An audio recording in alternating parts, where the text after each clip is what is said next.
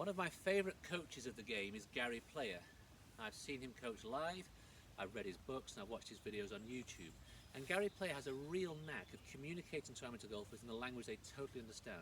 And that's not always easy for tour professionals because they're working on their games in such a highly technical and such an experienced professional way, but he communicates the message beautifully to amateur golfers. Now, what Gary Player did for all his career was he'd set himself up with his right knee pushed forwards and his feet almost pointing towards the target.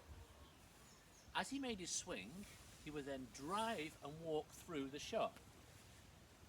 Gary Player was always trying to optimize and maximize everything he did. There were no shortcuts and no sort of easy routes for him. He tried to do everything the hardest way possible because he thought it was the best way possible. Now, for him to optimize the distance he hit the ball, he knew that if he threw his entire body weight forwards and walked after the shot, all his body weight was going towards the target. It's very hard to hit a ball as far as you can that way if your body's going that way. And a typical error for amateur golfers is to get a bit stuck here and not really follow through.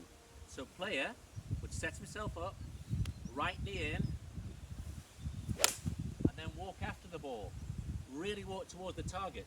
And you can see him winning major championships doing that.